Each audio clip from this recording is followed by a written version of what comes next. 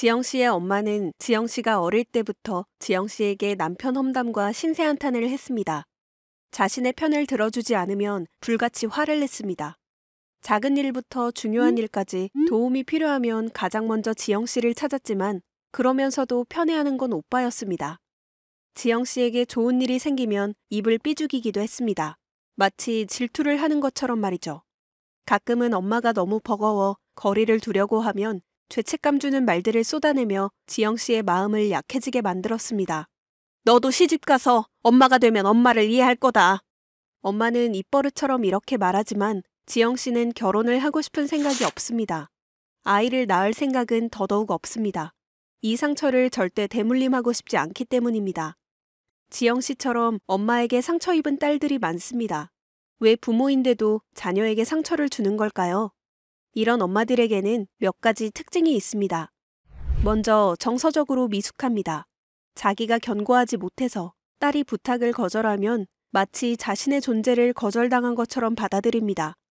엄마이지만 자녀의 성장과 성취를 기뻐하지 않으며 자녀보다 자신의 욕구를 우선순위에 두기도 합니다.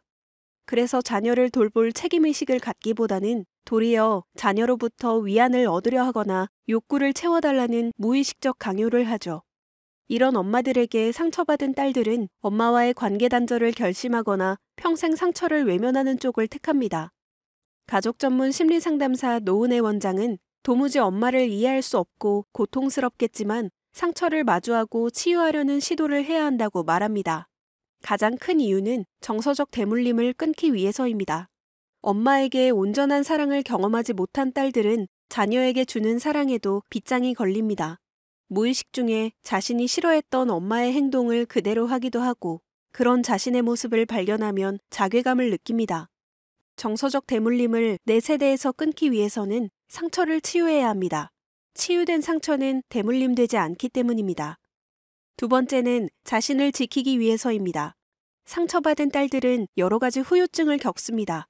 감정을 헤아림 받아본 경험이 적기에 감정 조절이 잘 되지 않고 공감 능력이 낮습니다.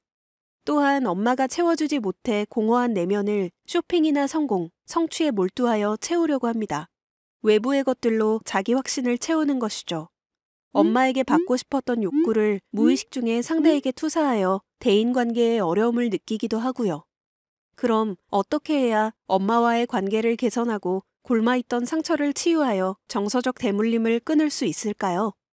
첫 번째, 거짓 적대성 제지하기. 채린 씨의 엄마는 채린 씨를 자주 놀립니다. 네 하마 같은 엉덩이 어떡하니? 같은 칭찬인지 비난인지 모를 농담을 하는 것입니다. 엄마의 말을 듣고 온 가족이 웃습니다. 채린 씨는 수치심을 느끼지만 기분 나쁜 티를 냈다간 분위기를 깰까봐 멋쩍게 웃기만 합니다. 정서적으로 미성숙한 부모의 전형적인 소통 방식입니다. 친밀함을 어떻게 표현해야 할지 몰라서 딸에게 상처 주는 방식으로 소통하는 것입니다. 이를 심리학 용어로 거짓 적대성이라고 합니다. 서로가 상처를 주며 분위기를 띄우고 가짜 친밀감을 나누는 소통 방식이 우리 가정 곳곳에 숨어 있습니다. 이럴 때는 감정을 직접적으로 드러내며 서서히 경계를 지어야 합니다.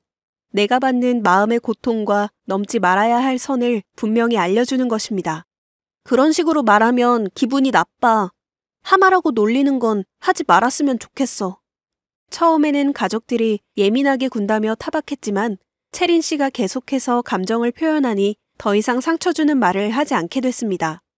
이미 굳어진 가족 분위기를 깨기란 참 어렵습니다. 하지만 진실을 드러내고자 하는 한 사람만 용기를 낸다면 가족 분위기는 얼마든지 달라질 수 있습니다. 두 번째, 사랑의 통역장치 사용하기. 나영 씨는 자신의 엄마 역시 부모에게서 정서적 유산을 물려받지 못해 나영 씨에게 본의 아니게 상처를 준다는 것을 알게 되었습니다. 나영 씨는 사랑의 통역장치를 사용해보기로 했습니다. 긍정성을 상대에게 투사하여 상대가 그것에 물들게 하는 긍정적 투사를 활용한 것이죠. 보기 싫게 왜 그렇게 살이 쪘니? 건강 나빠질까봐 걱정하는 거구나? 화장을 왜 그렇게 했니? 엄마, 내 피부 걱정되는구나?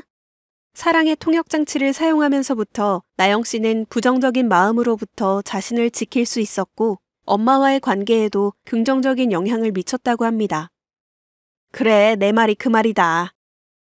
긍정적 투사가 반복되자 처음엔 어색해하던 엄마도 딸과 긍정적으로 소통하는 방법을 배워나간 것이죠. 세 번째, 엄마에게 받지 못한 돌봄 스스로 채우기.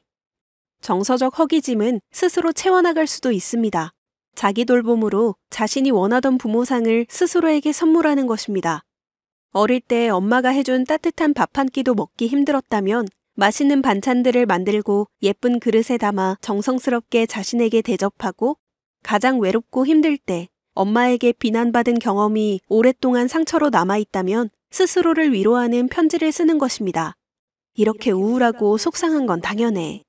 엄마로부터 돌봄을 받을 수 없었던 내면 아이를 발견하고 스스로를 돌보며 내가 원했던 엄마를 직접 선물해 주세요. 엄마와 딸, 애증의 관계 속 상처를 회복하기 위한 심리학, 엄마라는 상처.